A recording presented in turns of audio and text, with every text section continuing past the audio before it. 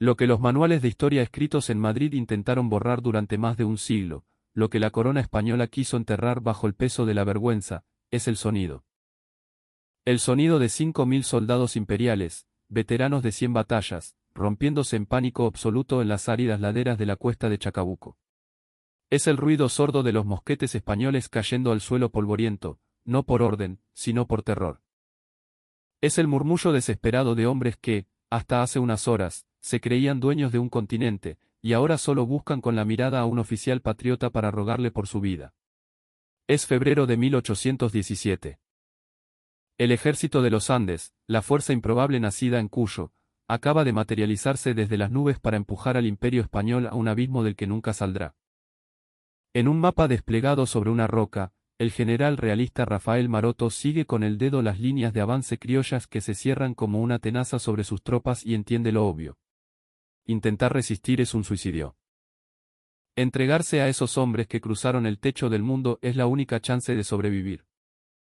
Si querés entender cómo miles de soldados del rey llegaron al punto de implorar para rendirse ante San Martín, suscríbete ahora y quédate hasta el final, porque esta es la historia que nunca te contaron en la escuela. El suelo de Mendoza tiembla, pero no por sismos, sino por el martillo de Fray Luis Beltrán. En la maestranza improvisada, el aire huele a carbón, a metal al rojo vivo, a la pólvora que se muele con una paciencia de monje y una precisión de ingeniero. Hombres con el torso desnudo, muchos de ellos esclavos a los que San Martín prometió la libertad, golpean el hierro para forjar bayonetas, sables y herraduras. Se funden cañones, se reparan fusiles ingleses comprados de contrabando. Todo Cuyo es un campamento militar. Las damas mendocinas doñan sus joyas para financiar la expedición, los hacendados entregan su ganado, los campesinos tejen ponchos y cosen uniformes. San Martín no está armando un ejército, está pariendo una nación en pie de guerra. Y su plan es una locura absoluta, una quimera estratégica que cualquier militar europeo de la época habría descartado como el delirio de un afiebrado. Cruzar la cordillera de los Andes.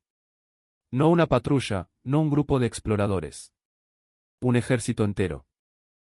Más de 5.000 hombres, 10.000 mulas, 1.500 caballos y 16 piezas de artillería desarmadas, pieza por pieza, para ser cargadas a lomo de mula por pasos de montaña que superan los 4.000 metros de altura. Mientras Beltrán convierte su fe en artillería, la otra guerra, la silenciosa, ya se está librando. Es la guerra de Zapa, el ajedrez mental de San Martín. Manda espías a Chile con rumores falsos, cartas con planes de invasión por pasos del sur que él sabe que son inviables. El objetivo es confundir, dispersar al enemigo, obligar al capitán general de Chile, Casimiro Marcó del Pont, a dividir sus fuerzas para cubrir cada posible quebrada. Marcó del Pont, desde su cómodo despacho en Santiago, lee los informes y se ríe. Cree que tiene a San Martín descifrado. Un puñado de gauchos andrajosos, los llama. Está tan seguro de la imposibilidad del cruce que se jacta públicamente, que me parta un rayo si San Martín se atreve a cruzar por los pasos principales. No sabe que el rayo ya está en camino. Enero de 1817. Las 6 columnas del ejército de los Andes se ponen en marcha. No es una marcha, es un calvario a cámara lenta. Las 2 columnas principales, una al mando de Gregorio de las Heras y la otra bajo el mando de Miguel Estanislao Soler, con San Martín acompañándola, encaran los pasos de Uspallata y los Patos. El aire se vuelve fino, venenoso. El soroche, el mal de altura, golpea sin piedad. Los hombres sangran por la nariz y los oídos, vomitan, sus cabezas estallan en un dolor insoportable. Las mulas, con los ojos vidriosos, se despeñan por los precipicios con su carga de cañones y municiones, y sus gritos se pierden en el eco helado de las montañas. La temperatura de noche cae a 15, 20 grados bajo cero. El viento blanco, una ventisca de hielo pulverizado, te corta la cara y se te mete en los huesos. Los soldados duermen abrazados, espalda con espalda, compartiendo el calor de sus cuerpos para no amanecer congelados. Su única comida caliente es el charquicán, una mezcla de carne seca molida con grasa y ají, que les da las calorías justas para dar un paso más al día siguiente. Un soldado raso, un muchacho de San Juan que nunca había visto más que los viñedos de su tierra, camina en silencio junto a un liberto de Buenos Aires. El sanjuanino mira los picos nevados, gigantes blancos e indiferentes que parecen arañar el cielo, y le comenta al compañero que nunca pensó que el infierno pudiera ser tan frío. El liberto, que lucha por la misma libertad que le prometieron, solo aprieta el fusil con sus manos agrietadas por el frío y la soga, y sigue caminando. No hay gloria en ese ascenso, solo supervivencia. Cada paso es una victoria contra la muerte. Y en medio de ese infierno blanco, circula un motor invisible que los empuja hacia arriba, la fe ciega en el hombre que va con ellos, el general, que sufre el mismo frío, respira el mismo aire raleado y comparte las mismas penurias, a pesar de sus úlceras sangrantes y su salud frágil. Lo ven pasar a caballo, envuelto en su ponchó, y su sola presencia les basta. Saben que no los está llevando a una simple batalla. Los está llevando a parir un nuevo mundo. Del otro lado, en Chile, el campamento realista es un nido de arrogancia y confusión. El general Rafael Maroto, al mando de las fuerzas que defienden la cuesta de Chacabuco, recibe informes contradictorios. Un mensajero dice haber visto una columna patriota por el sur. Otro jura que intentan cruzar por el planchón. La guerra de Zapa, de San Martín está funcionando a la perfección. Maroto y Marcó del Pont se sienten seguros detrás de su muralla de granito, convencidos de que cualquier fuerza que logre cruzar llegará diezmada, enferma y agotada, fácil de aniquilar. Subestiman al enemigo. Peor aún, subestiman la voluntad humana cuando está al servicio de una idea más grande que la vida misma. Y entonces, a principios de febrero, el rumor se convierte en un trueno que sacude los cimientos del poder español en Chile. Las columnas principales del ejército de los Andes, como dos ríos de hombres y acero surgidos de la nada, descienden de la cordillera y confluyen en el valle de la Concagua. La noticia cae como una bomba en Santiago. Marcó del Pont no lo puede creer. Entra en pánico. El rayo lo ha partido. Poco a poco, dos nombres pasan a dominar las órdenes que galopan entre los destacamentos realistas, Las Heras y Soler. Maroto entiende que ha sido engañado. La verdadera amenaza no está en el sur, está descendiendo frente a sus narices. Intenta desesperadamente reunir a sus tropas dispersas, llamando a los batallones Talavera y al de Chiloé, tratando de formar una línea defensiva en la cuesta de Chacabuco. Chacabuco es un cuello de botella natural, una serie de colinas que controlan el acceso al valle central de Santiago. Si los realistas logran hacerse fuertes allí, pueden detener el avance patriota y dar tiempo a que lleguen refuerzos. Pero ya es tarde. San Martín no les va a dar tiempo. Para el soldado patriota que acaba de bajar de la cordillera, con la piel quemada por el sol y el hielo, el verde del valle de la Concagua es como ver el paraíso. Pero las órdenes son directas: avanzar, tomar las encrucijadas, proteger los flancos, impedir que el enemigo se atrinchere en las alturas. Si querés saber cómo fue el instante exacto en que la soberbia de un imperio se hizo añicos contra la determinación de un pueblo, no te muevas de ahí. Lo que estás a punto de ver es como San Martín, O'Higgins y un ejército de fantasmas acorralaron al león español hasta obligarlo a rendirse. Dale like al vídeo y suscríbete, porque la carga final está por comenzar. El primer contacto serio se produce en las inmediaciones de la cuesta. El aire parece más denso. La vanguardia del ejército patriota, liderada por un Bernardo Higgins impetuoso y valiente hasta la temeridad, choca con las avanzadillas realistas. Los primeros disparos retumban en las colinas. Los realistas, veteranos endurecidos, se defienden con fiereza, usando las rocas y la altura a su favor. O'Higgins, desobedeciendo el plan de San Martín que preveía un movimiento de pinzas, ordena una carga frontal. Es un acto heroico, casi suicida. Sus hombres, los batallones 7 y 8, se lanzan cuesta arriba bajo un fuego graneado. El combate es brutal, a la bayoneta calada, cuerpo a cuerpo. Pero la posición realista es demasiado fuerte. La carga de O'Higgins se estanca, sus hombres empiezan a retroceder, la batalla parece a punto de perderse antes de empezar. Desde un promontorio, San Martín observa la escena con su catalejo. Su rostro, normalmente impasible, muestra una tensión extrema. El plan, su obra maestra de estrategia, está a punto de fracasar por la impaciencia de uno de sus mejores hombres. Pero el general no duda. Es entonces cuando la segunda parte de la tenaza, la columna de Soler que había dado un largo rodeo por el oeste, aparece en el flanco izquierdo de los realistas. Es como si la tierra los hubiera vomitado. Los soldados españoles, concentrados en rechazar el ataque frontal de O'Higgins, se giran y ven un nuevo ejército cayéndoles encima. Su disciplina, forjada en años de guerra, se quiebra en un segundo. La sorpresa se convierte en miedo, y el miedo en pánico. Maroto ve cómo su flanco se desintegra. Da la orden de retirada, pero ya no es una retirada, es una fuga caótica. Lo que debía ser una defensa organizada en las alturas de Chacabuco se transforma en una carrera desesperada hacia la hacienda que está al otro lado de la cuesta. El aire se llena con el grito de guerra de los patriotas. San Martín da la orden final: a la carga, muchachos. La caballería de los granaderos a caballo, la unidad de élite creada por el propio general, se lanza en una persecución implacable. Suena el clarín, y el suelo retumba bajo los cascos de los caballos. Los sables de los granaderos, forjados en la fragua de Beltrán, brillan bajo el sol del mediodía. Atropellan a los infantes realistas en fuga, cortando, dispersando, sembrando el terror.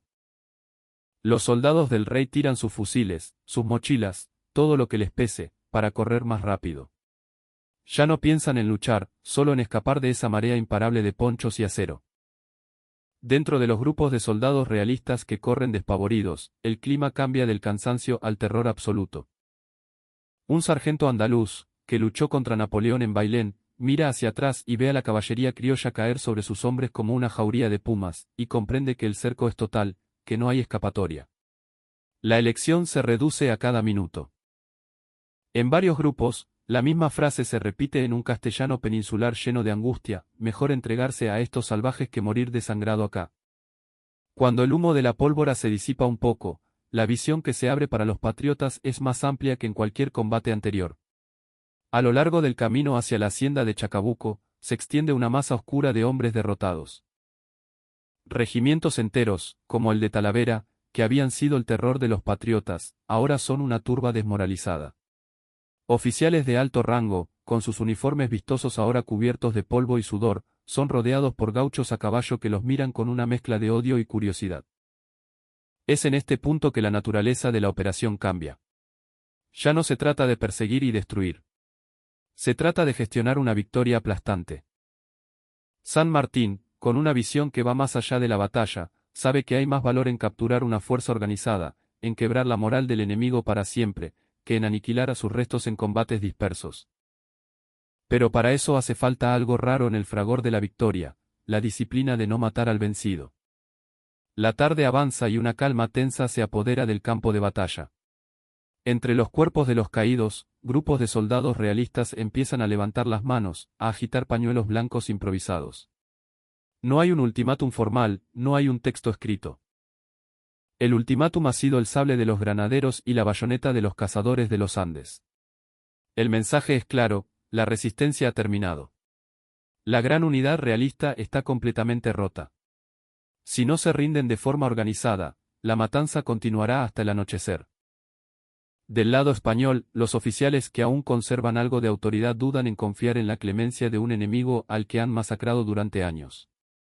Pero miran a su alrededor y solo ven una columna humana inmensa, rota, sin alternativa de escape.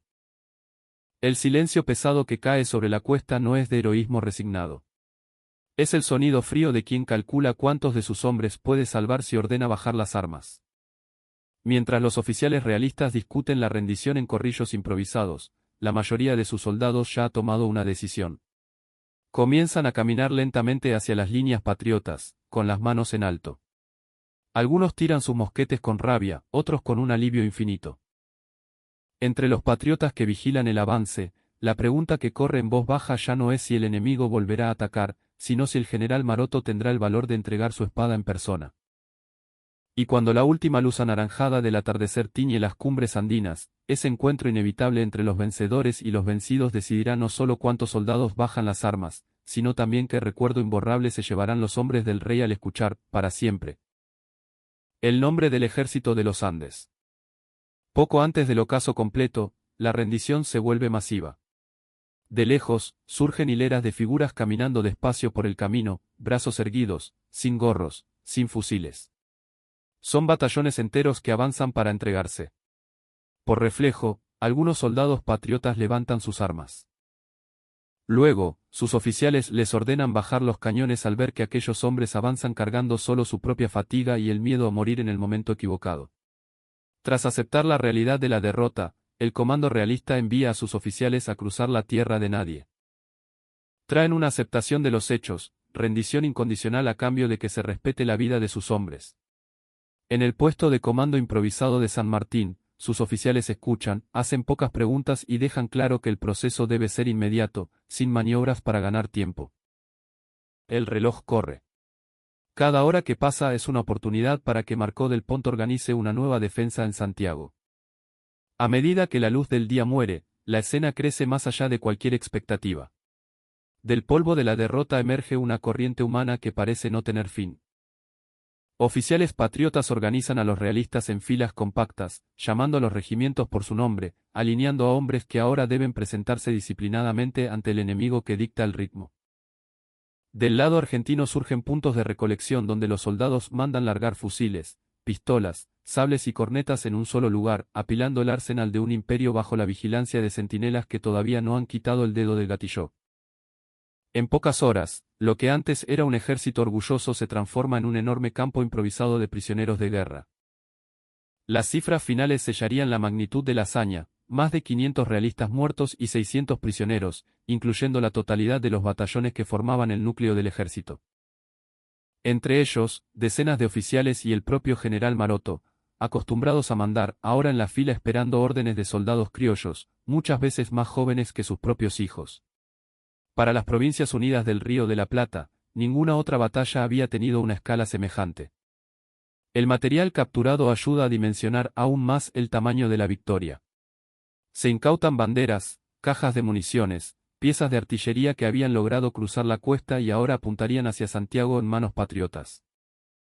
En medio de esa masa rendida, se multiplican encuentros que no caben en ningún parte de batalla. Un granadero le ofrece un trago de agua de su cantimplora a un soldado español adolescente, que agarra el jarro con manos temblorosas y agradece con un murmullo casi inaudible. Médicos patriotas, con sus escasos recursos, atienden por igual a los heridos de ambos bandos, cortando uniformes manchados de sangre e improvisando tablillas con trozos de fusiles rotos. Para muchos de los que observaron la escena, esa combinación de dureza en el combate y humanidad en la victoria se convirtió en una marca de fábrica del ejército sanmartiniano. En paralelo al flujo continuo de soldados comunes, se desarrolla el lado más formal de aquella tarde. El general Maroto, pálido pero digno, es conducido bajo escolta hasta la presencia de San Martín. Hay un breve intercambio de palabras, la entrega formal de la espada, el símbolo máximo de la rendición. No hay humillación, solo el reconocimiento marcial de la derrota. Pero un punto nadie puede negar, la fuerza principal que defendía el corazón de Chile había bajado las armas ante un ejército que, según toda lógica militar, no debería haber estado allí. Después de esas conversaciones, los oficiales de alto rango siguen bajo custodia hacia la retaguardia, llevando en la cabeza la imagen de las filas compactas de patriotas que habían torcido el rumbo de la historia. Cuando los recuentos se consolidan, el efecto estratégico de aquel día queda claro para todos. En una sola batalla, el ejército de los Andes había destruido el núcleo del poder militar realista en Chile, capturado a una parte sustancial de su fuerza y dejado el camino a Santiago completamente abierto. Pocos días después, el ejército libertador entraría triunfante en la capital. Marcó del Pont sería capturado en su intento de fuga. La independencia de Chile, aunque tendría que ser consolidada un año después en Maipú, se había ganado en las laderas de Chacabuco.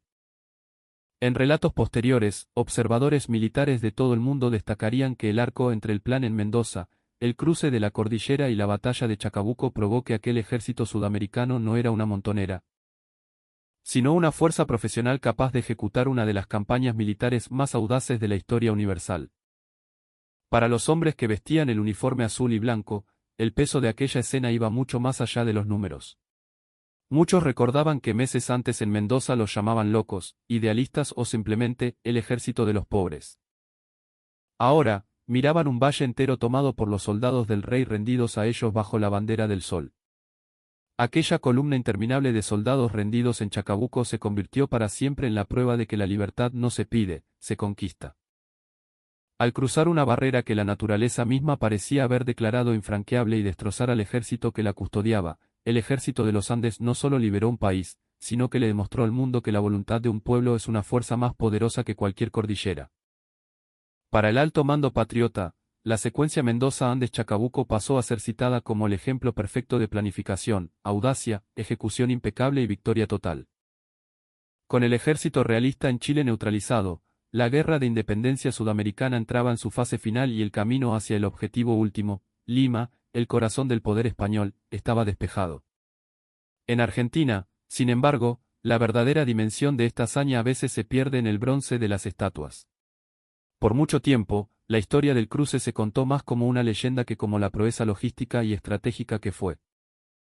Se dejó a generaciones enteras sin saber en detalle el sacrificio, el frío, el hambre y el genio militar que hicieron falta para que un ejército imperial bajara las armas ante los hijos de esta tierra en un rincón de Chile. Hoy, recordar Chacabuco es mucho más que recordar una batalla. Es entender que un país, cuando se une detrás de una idea justa y es liderado con audacia y convicción, puede mover montañas, literalmente.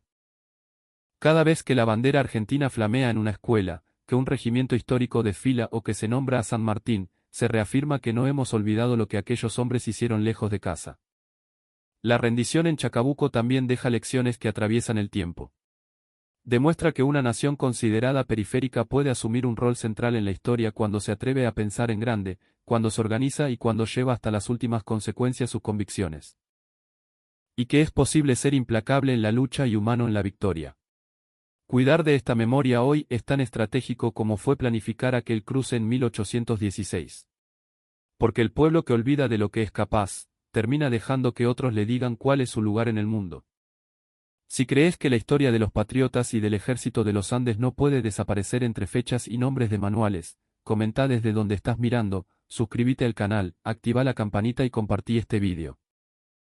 Es así, recordando que en aquella cuesta chilena, un imperio entero se arrodilló ante la voluntad argentina, que la memoria de esta hazaña fundacional sigue más viva que nunca, acá, en tu pantalla.